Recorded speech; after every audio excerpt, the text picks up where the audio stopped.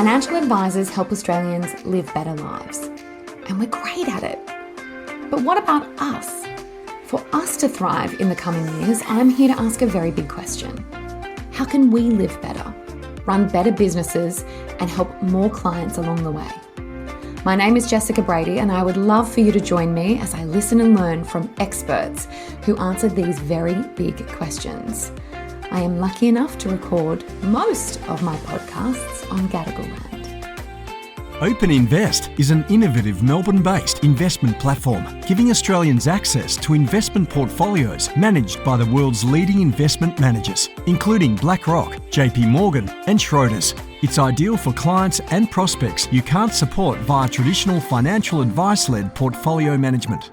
Or, if you have your own well-resourced and experienced portfolio management team, Open Invest can customise their tech to give your firm its own digital investing solution. Your brand, your portfolios, your content, accessible directly from your website via general advice.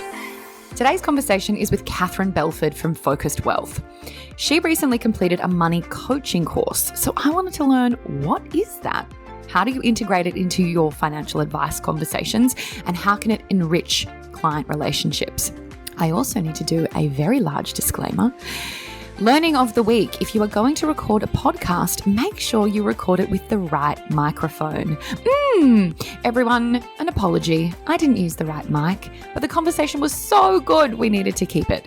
And to be honest, it's not about me, it's about Catherine. So an apology, a learning. I will be better next week. Please enjoy.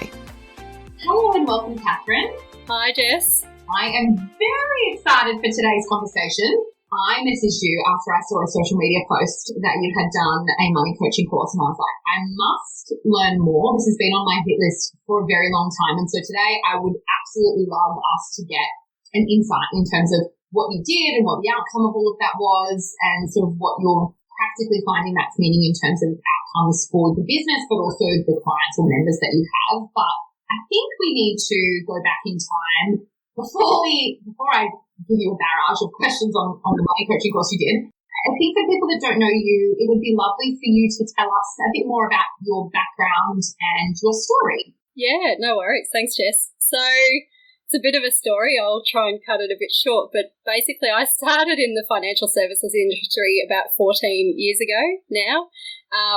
It was really, I was buying my first investment property, and my mortgage broker said to me, why don't you look at financial planning? And I'm like, I had no idea what a financial planner did. I'd never heard about financial planning, so I had no idea what to expect.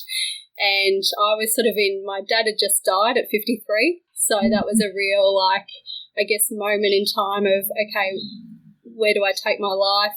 And then it was like, okay, let's find out about financial planning, and got a job and became an insurance specialist. And so I did that for over 12 months, and then I wanted to, look at the other side. So I became a BDM and got a job as a BDM, hence where we met, Jess, in the BDM days. And I became a BDM and did that for the next 10 years.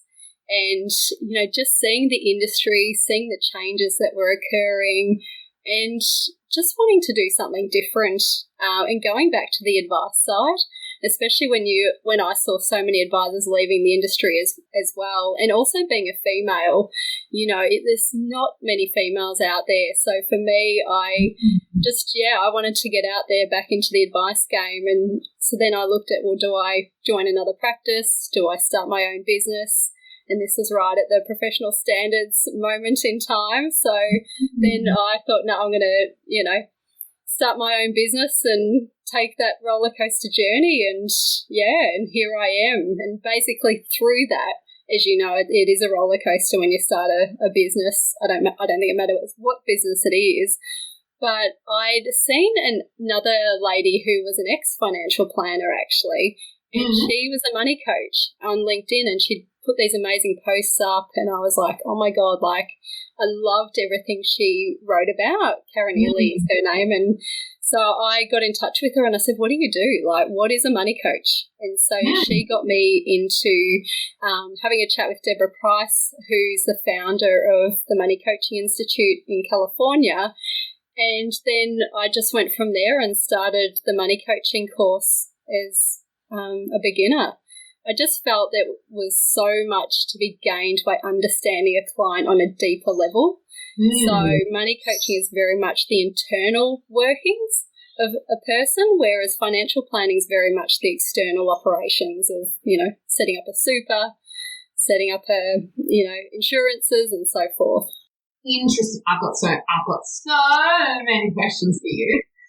Before we get on that, you and I are similarly crazy in that I actually didn't know you were an insurance specialist first, but you jumped out of BDM land and started a financial planning business. Before we move into the coaching stuff, for people who live in a more for the BDMs listening to Expert Advisor podcast, for anyone that works in a big practice and has never run their own financial planning business, let's talk. Tell me, how was that for you? What were the biggest surprises in either a good, bad, or ugly way?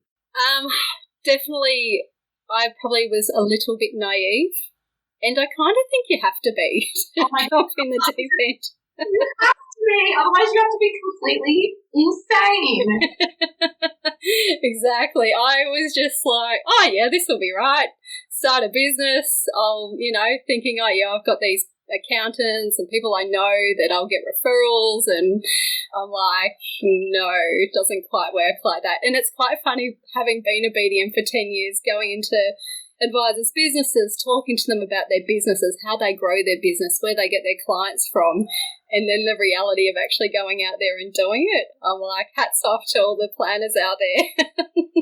Totally. I think there's a beautiful naivety that you need to go into starting your own financial planning business, having not been a financial planner either for a very, very long time or in my case, not at all. So I'm hearing that it's a lot more sort of complicated than you had imagined. Can you elaborate at all? What have been the great bits and what have been the most difficult bits for you? Look, I think the greatest thing is being able to create something that's yours. And that was my biggest thing initially when I was umming and ahhing about, do I join a practice? Do I start my own business? And I'm like, I wanted to create something, from having my years of knowledge and research. And I'm like, okay, how can I do this? How can I do this differently? How can I be unique as well in the industry? So that was a big thing for me too. I didn't want to just do the norm, is probably the best way to put it. And I really wanted to target a demographic that a lot of planners didn't really deal with, and that was the younger 30 to 50-year-old space. Yeah. Basically 10 years either side of me sort of thing. So, so that's how I really got into it and just thought I really want to focus on those people. And what's been the hardest bits? What's been the bits that you're like, oh, this is shit? I think early days it was like when you didn't have a client or you were like twiddling your thumbs and you're like, okay, what do I do next? And, I think I have to say, having had the BDM experience, I then started networking, getting out there. I joined networking groups such as Fresh. I looked at BNI. I didn't join BNI though. And I was like, you have to put yourself out there. And that was a big thing. Like, as a BDM, you're kind of used to that because we'd go into a room at a conference or a PD day. So it's like, okay, go up and talk to an advisor. So it was good in that sense. But, yeah, just putting yourself out there is really helped me. I focused too much on the business development when I started the business. I didn't focus on back office stuff. I had no idea how to write an SOA. So it's interesting having the two of us come from similar backgrounds. I feel like we could have wine and talk about all of the things that we could talk for hours. But alas, that is not why we're here. So what does the business look like now? And are you still staying true to that 30 to 50-year-old demographic? And if so, why did that lend itself to this concept of money coaching? Yeah, definitely. Like, I think I've got 2 clients outside of that demographic and the rest are in that, 30 to 50-year-olds. Some are even younger, which is great. Like, I love to deal with even people in their 20s because it's not about how much money you have. So it's about what you actually do with it. And that was a big thing for me. Being a 40-year-old now, I can't believe I'm 40, but, just turning. 40's a new 30, just so you know. Yeah, I know, exactly.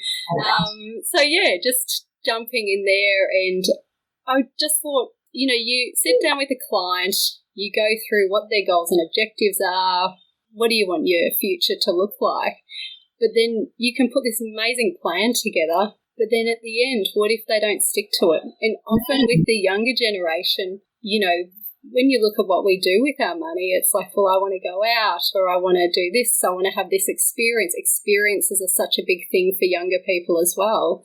Yeah. And growing families, we're having a baby, we're buying our first home. And so, it was like, well, why can't people save? What's holding people back from actually making changes? And it's all behavioural. Totally. And I think as advisors, we like to believe that it's definitely not, that it's beautiful and it's clean and it's numbers on a spreadsheet, but it's not. It's that, mum and dad's farm got taken over when we were younger, or my parents didn't have anything, so now I am really worried about losing something all the time. And, there's just all of this emotional baggage that comes with money that I think us as a profession don't really know how to deal with, because for me, I'm like, good Lord, I'm like a fake therapist, because I feel like I'm unpacking information about people's childhoods and belief systems that I don't really have the working knowledge about how to fix that. I mean, is that true for you, why you started looking into money coaching? I know you said that you saw the LinkedIn post. Tell me more about what sparks the interest for you. It was actually one of my first clients that came on board with me, a young couple in their late 30s, couple of twin boys. And funnily enough, when they came to me, they didn't talk about money. So money was a very taboo subject in their household. He really ran the money, and she just, looked after the kids and just spent, and, there was no agreement. There was no clear agreements around their money. There was no, no thoughts around, well, what's our future hold? It was just living day to day. And when it was interesting when we first got together and started chatting, and they said when they first got married, or, you go and see the celebrant or the priest, and they ask you about all these questions around, your background and your future and what you hope for in your marriage and that type of stuff. And she said one of the things that they brought up with them was you'll probably have a lot of conflict around money. And they did. And money is such a big conflict in relationships, hence why so many people get divorced. Isn't that the number one? It's like the number one it's the number one reason, and we as the professionals don't necessarily have all the tools and equipment to support those conversations. That's crazy. Can we just stop on that? Don't you think it's absolutely crazy? Oh, definitely. It is. It is. But, you can see why. People don't have the tools. They don't know how to have a conversation around money. They have never, they often will go day to day in their life. And now we see people getting into relationships when they're older. So, people aren't getting together in their early 20s, getting married. They've already created a life for themselves. They've already got predated patterns and behaviours that they've been living for a long time. So when you go into a relationship when you're older, it's very hard to then join forces together, and then actually learning to actually understand what's really important to each other as well, which is really key.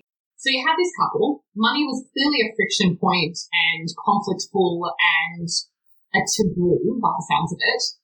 How did that lend itself to thinking, I'm going to go and do a money coaching course? Yeah, well, as I said, I'd seen Karen's posts on LinkedIn, and I was like, oh, I love what she's talking about. And then when I reached out to her and had a chat, I'm like, okay, I need to do this course. Because as you said, you do feel like a therapist sometimes. Yes. And I'm like, I'm having these conversations, and I really, yes, you try and help as best you can, but I didn't really have the tools. I just had my own knowledge, my own personal experience. And the money coaching course gives you the tools to be able to have the, difficult conversations. It's actually a diagnostically driven process that you go through with a client, so a 4-step core process. And that really helps you to uncover, identify, and find out, well, what are those patterns and behaviours which have been formed basically from the ages of 2 to 12 years old. So when you start digging in, you're like, wow, okay, this makes sense. Fascinating. So just contrastingly, we went down a different route. Why? I don't know. But we being Glenn and I, in our business, we quite quickly realised, we were having people cry, we were having people having quite conflictful relationship conversations in front of us, and we were like, oh, let's talk about income protection and super. We did what's called an ACT therapy. I think it was like a 2-day or 3-day full-day course, which is acceptance and change therapy. So basically accepting behaviours, understanding, what are the changes that someone wants to make and helping them make commitments to change their behaviour. It's really for therapists. So we were really I think we were the only financial planners ever there. The guy was really confused about why financial advisors would rock up to this. It was definitely very in-depth, probably too in-depth for us. We were like, this is very full-on. We probably should have, in retrospect, done a money coaching course. So we're gonna get a bit more into that, knowing that you are someone who's done the course. You're not the person who runs the course or owns the course or has all of the stuff on it, which is probably good to call out. But at a very simple level, what is the money coaching course? What is the course that you went through as an advisor? Yep, so it went for about 10 weeks. So it was a 2-hour session every week. So I just basically blocked it in my diary for the next 10 weeks. And then you're on a Zoom recording. So it's all Zoom learning and it's interactive. So you're in a Zoom room with a number of other people. It's worldwide. So you had most of the people in my group were from America, probably America and Australia, most people. And so we went through the certified money coaching information, documents, tools, and actually learnt the process. But through that process, we actually had practice clients. So I actually had 2 practice clients that I, went out and sourced, and I said, would you mind being my practice client for this? And one of those clients has now been a long-standing client of mine from a financial planning aspect as well as from a coaching aspect, and we're actually now doing business coaching and couples coaching with her as well. So there are other courses, but the money coaching course was basically that 4-step core process starter to go through the 10 weeks, and it gives you the tools to be able to have that, basically set up a system where you can set up meetings with a client. So what I do is if someone says to me, I want to do the money coaching, I'm like, okay, it's generally 4 sessions. They generally go for about 90 minutes, and then we book them in and we go through the 4-step core process through each of those meetings, and that helps us to really uncover and identify those patterns and behaviours. And then what are the small but significant things we can do to start shifting those patterns and behaviours that person has. Fascinating. So just to clarify, so you did a 10-week course which was interactive. You were part of a group that was worldwide, which is amazing because we don't often get that crossover because obviously we have different tax laws and different super laws, and so I guess just hearing other people is so interesting. And of course, this has no jurisdiction. Money behaviours and patterns is all of us. So you did the 10-week course.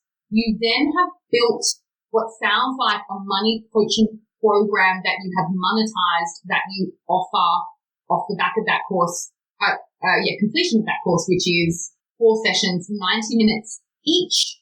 And someone commits to doing that for the entirety of the process and presumably pays for all of those 4 sessions. Yeah. Up front. Is that how that works? Yeah. So generally pay up front. And does that naturally then come before they are financial planning? Like, talk to me about the difference now in your business for money coaching v what we would consider normal traditional financial planning. Yeah. So ideally, I want clients that come on board to do the money coaching first. Yep.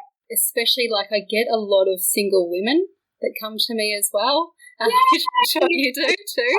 I do too. It's so good because it's a market that hasn't been growing very long, and hopefully more people like us will join and that market will continue to grow. So yes, lots of love to the ladies that come to you. Yeah, definitely. And even men, I've done coaching with some men, which has been really interesting as well because men tend to hold on to their emotions, tend not to show it. It is a very emotional process. Like, often people can be in tears from what comes up through the journey, which may scare some people, but it's actually so powerful when you think about the relationship you form with a client, because you have that deeper understanding of them and their background. So it's definitely it's well worth doing the course. Like, I look at where my business was, where it is now, the processes that I'm putting in place, the relationships that I'm actually holding with clients now are on such a deep level that, you talk about ongoing clients. These are the clients you want. They're the ones you want that come back to you, that want you for support, not just from a, external planning perspective, but everything that goes on in their life. Totally.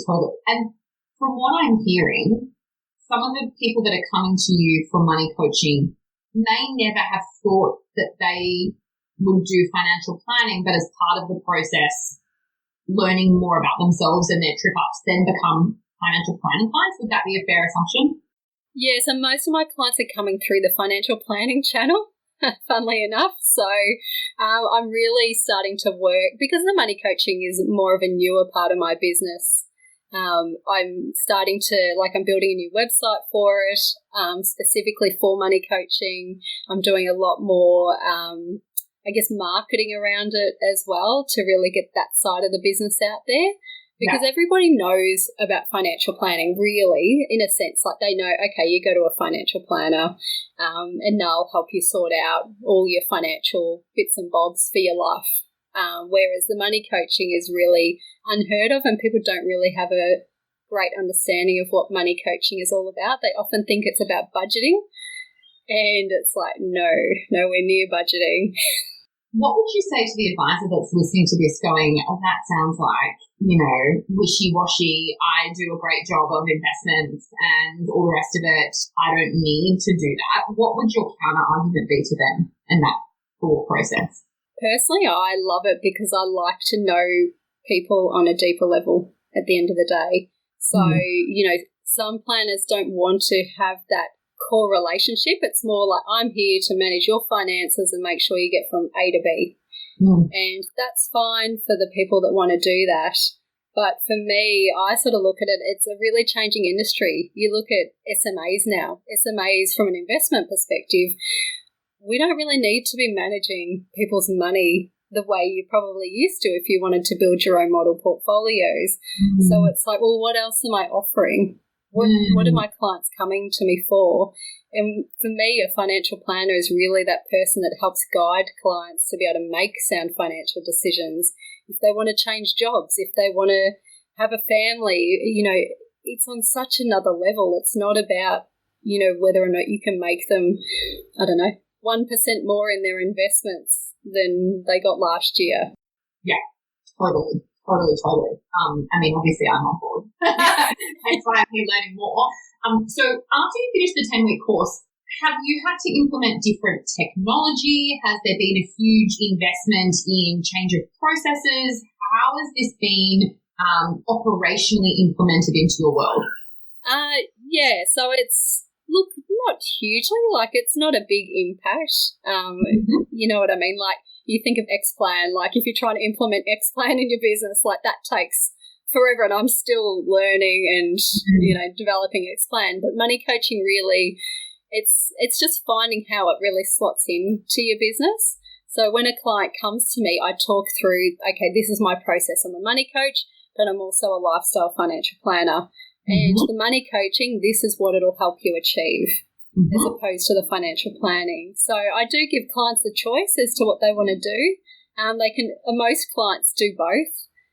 However, some clients just say, I just want to do the financial planning. And I'm like, that's fine, and I'll do that. But yeah, it's more just having your own little personal system worked out, and, it's just booking meetings in, and there's a bit of homework in between, so you do have to do some external work outside of those meetings. So it's just making sure that you've got the time to be able to do that as well.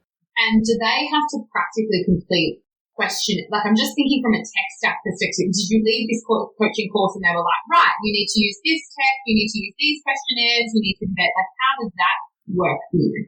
Yeah, so there's no specific tech as such, but there is documents. So I'll email a client like a money biography, money history document for them to complete. And it's pretty much Word and Excel everything. Could that change? I think yes, it could. Like I'm sure there's ways we could adapt that to be better for a client experience, but these are, I guess, through the training. I'm just using the documents that we were given and the tools that we were given. Mm-hmm.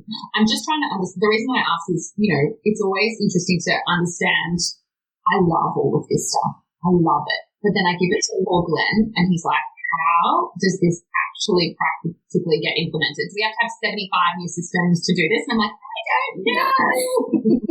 No real system as such. I mean, you might want to, I guess, put the emails into a CRM system that pop out when after a client does an appointment, that sort of thing you could do. I'm sure there's certainly ways you could build it in better than I have. I mean, it's a learning process, really, I think. It is a journey. It is 100% a journey. And I guess why I asked that was because if it did require a big tech stack and it did require a whole heap of, complicated implementation, I think it would put advisors off. But hearing that it's using all of the things that we use all day long anyway, it really takes away the barrier of why you wouldn't start.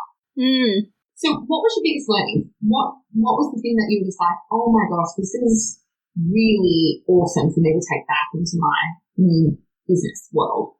Do you know what I love is the aha moments that clients get, those breakthroughs.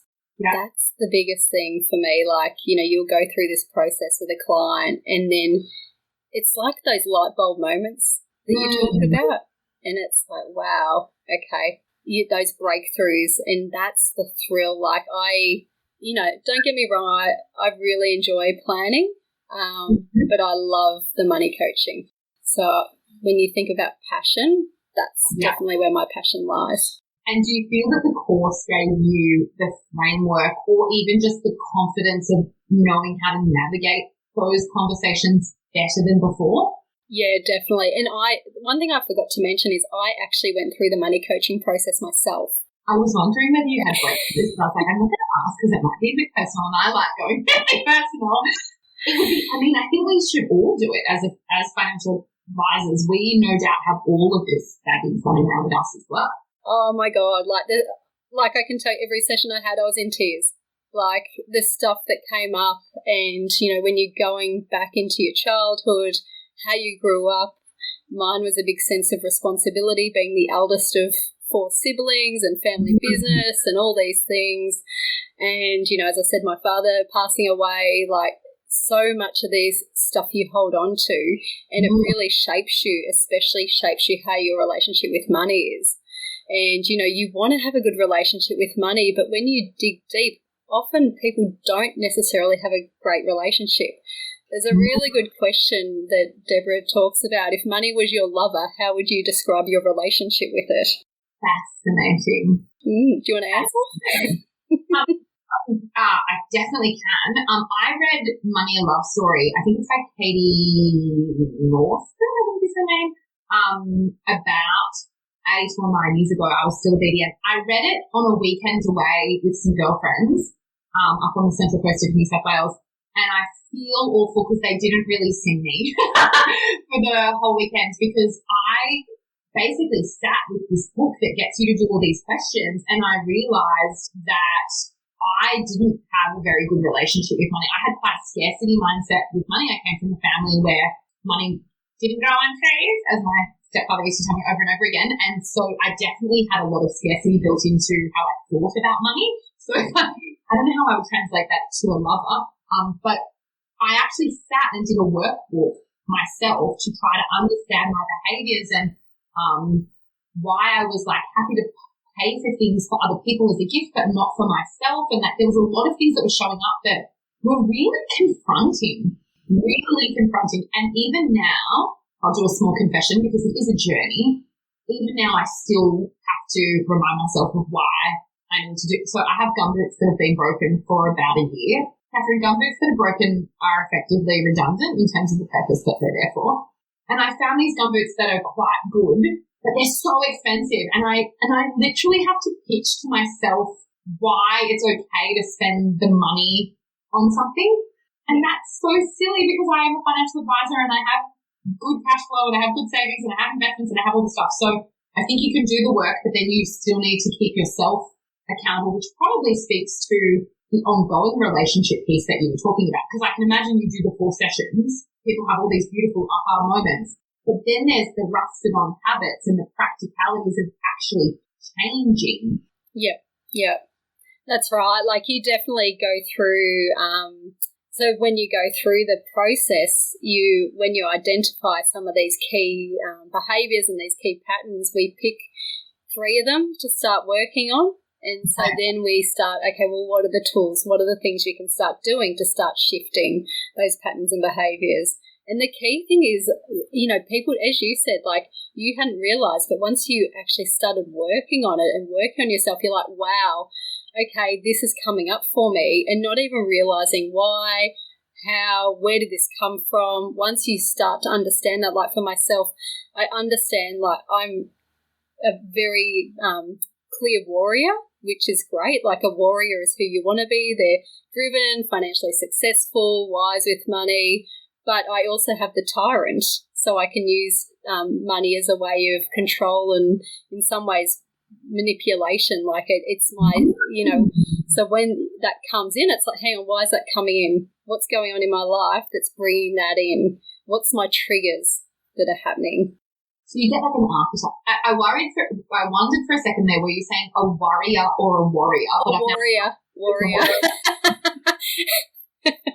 So you actually get sort of an archetype that has all these behavioural patterns that you might behave in when you're in your normal state and when you're in your sort of threat or stress state. Is that sort of what happens? Yeah. Do you want me to tell you what the archetypes are? Yeah.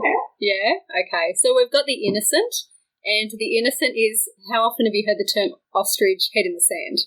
Very much the innocent. And a lot of women are innocents, more so than men. So definitely, I don't want to deal with it. If I don't deal with it, I don't have to think about it. Yeah. You've then got the victim, and the victims are the hardest ones to actually shift from a behavioural side. They're often living in the past and they're often blaming others for what's happened in their life.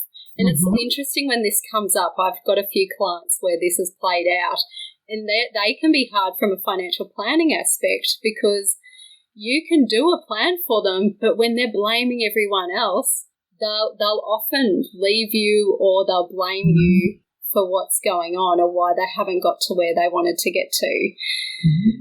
The warrior, as I said, really focused on, their goals, being really driven, really focused as well. The martyr, a lot of women can relate to this. The caretaker, but the over-caretaker, the over-giver. They generally put everyone ahead of themselves as well. The fool. Now, the fool is, you want a bit of fool in you because the fool, I think probably you and I have a bit of fool in us, Jess, because taking that leap to start your own business. So it's a little bit of a gamble, but you need your warrior there because the warrior actually helps you focus and, be goal-oriented, but you need that fool to actually help you take that leap. Wow. But if you're too much fool, then you don't actually worry about money. They're often big spenders. They'll give their last shirt off their back to someone else. They don't even think about it. The creator artist, and the creator artist is someone that's very non-materialistic. So a lot of arty people, definitely creator artists. They don't want to deal with money. They don't like it as well. And this can be hard. I don't know if you've ever seen, but people that are in jobs that don't ask for pay rises, or if they're self-employed, not knowing how to ask for money as well. That's definitely the fool. The tyrant, as I said, using control or feeling that that's their only way or that's something that they can control as well. And often the tyrant, they'll never have enough. I've got a client that's a tyrant and earns a bucket load of money, but it's never enough. So in their mindset. And then the last one's the magician, and the magician is the person that transforms reality. So we want to have a high magician It's that person that's financially balanced. They're often spiritual, or have some sort of faith, but the magician is our key. So we basically effectively want our warrior in our front seat driving our vehicle. We then want our magician next to us navigating where we go, because we can go off track and that's okay, but they get us back to where we're going. And we want our creator artist in the back seat because they hold our vision. So where are we going? What are we driving towards? But don't forget where we're going and why. I think I just need to go and do this course, because I am sitting here thinking, I know that's this, and this person in my sort of client base. That's this, and this person, and that's this. I don't know enough yet to know whether they really are, but I think anyone that would be listening would be able to deeply resonate with some of these archetypes and recognise that they also have clients that fit them.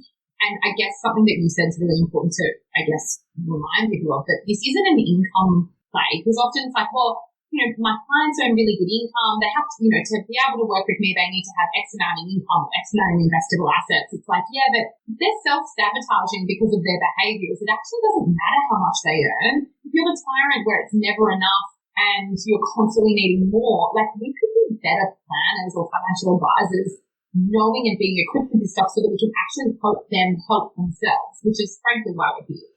Yeah, definitely. It's and that's why I got into it, because I'm like, you can help people on another level. And going through it myself was definitely a big breakthrough as well. What you find out about yourself as you've, gone through a similar type process. So being able to take clients through that journey, it's amazing.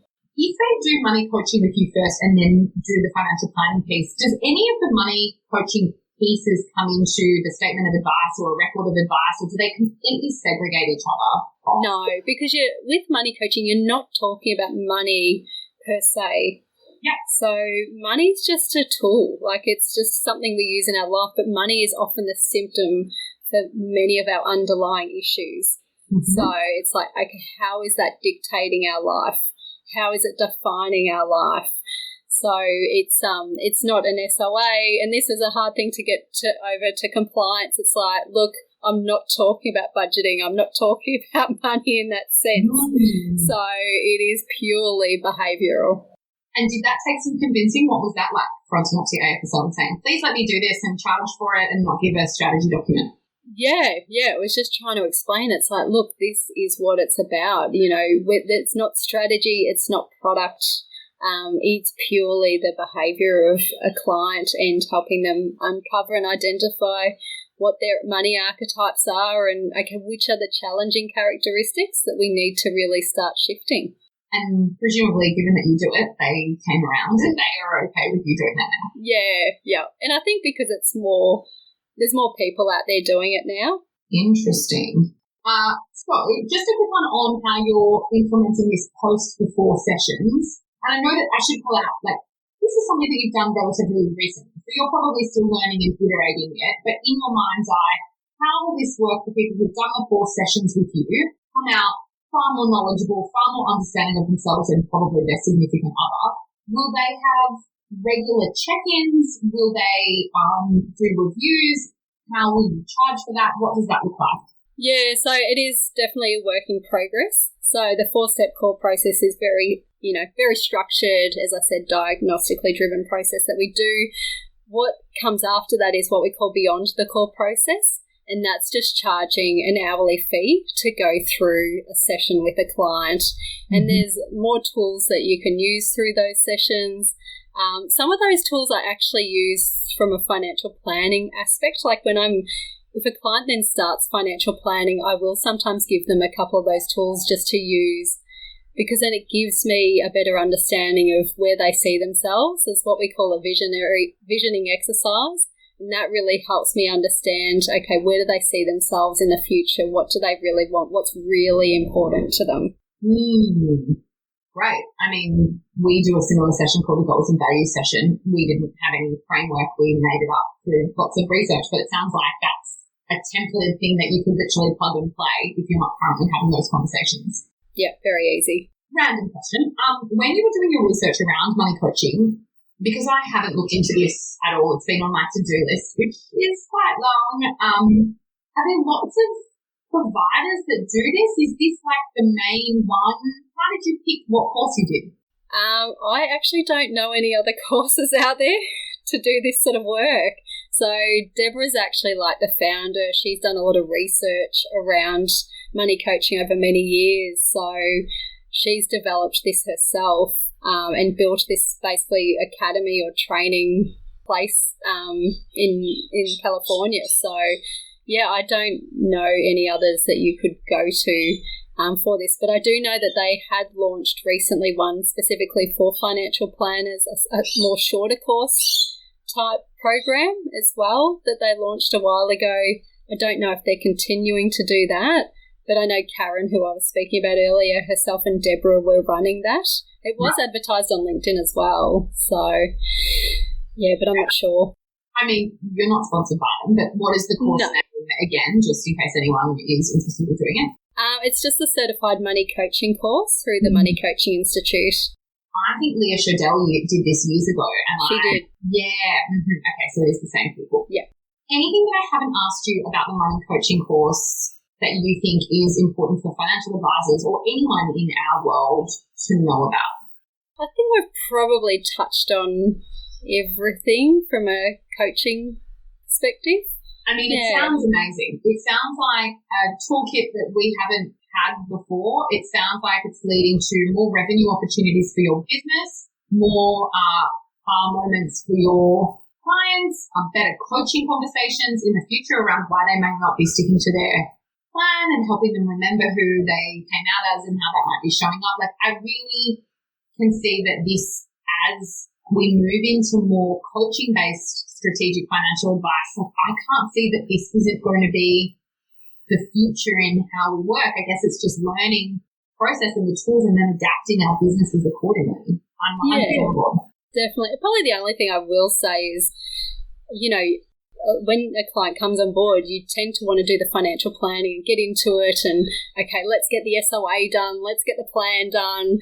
You know, you have to take that step back if you're doing money coaching first, because it's like, okay, this is going to take probably a couple of months to go through that first and then moving into the financial planning. So that's probably the one thing just to be aware of, like to be patient around what, you know, around having that process implemented in your business. And the other thing as well, so the money coaching course is specifically more for individuals. I know from a planning aspect, we do look at couples, and I did the couples training as well. So that is a little bit different. There is crossover, but it's very different, you know, some different tools that we use around the communication barriers in clients' relationships and, as I said, the conflict in money. So that was definitely worthwhile for me to do as well. Fascinating, and I must immediately run off and go and sign up to do the course, I think. This has been so interesting and so helpful because I wanted someone who's actually done it, who lives in our world, who isn't, you know, sponsored or working there, to tell us what it's been like and how it's changed your business, which sounds like it's multifaceted, and I wish you all the very best for continued implementation. Thanks, Jess. Can we finish with some rapid fire questions? Yes, go for it. I make them sound meaner than they are. You can take your time in replying. I want to make sure that as on our quest to have our clients or members live better lives, we do so ourselves, because there is that beautiful irony that exists often. So I'd love to know, what is one thing that you do to look after your mental health? One thing? Yeah. Oh, God, I do multiple things.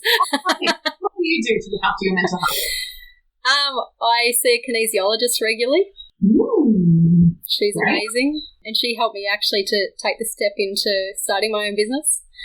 Okay. And reading, walking, yoga. Yeah. Awesome. A piece of advice that you would give your younger self? Oh God, I think just being yourself. Don't be scared, because you are good enough. Amen. What is one big thing that's on your bucket list that you haven't done yet? Definitely from a travel perspective, going to Canada and spending some time doing the Rockies. Oh, that'd be so good. That would be so So good.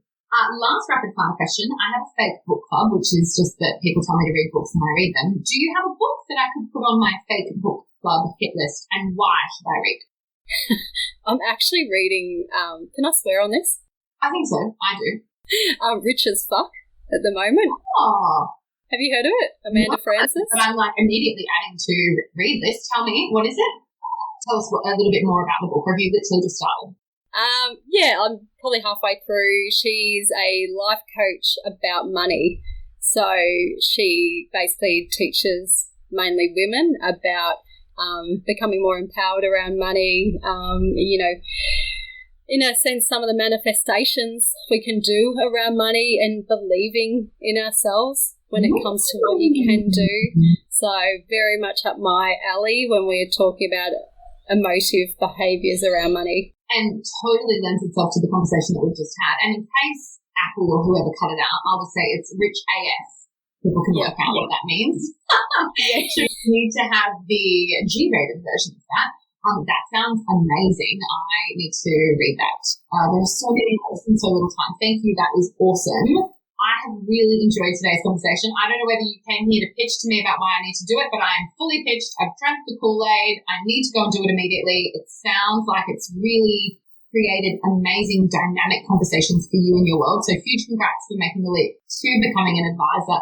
Again, starting your own business and now adding in a whole different skill set. That is awesome, and I can't wait to watch your business grow. Thanks, Jess. It's definitely been life-changing. I imagine it has. Thanks, Catherine. Pleasure.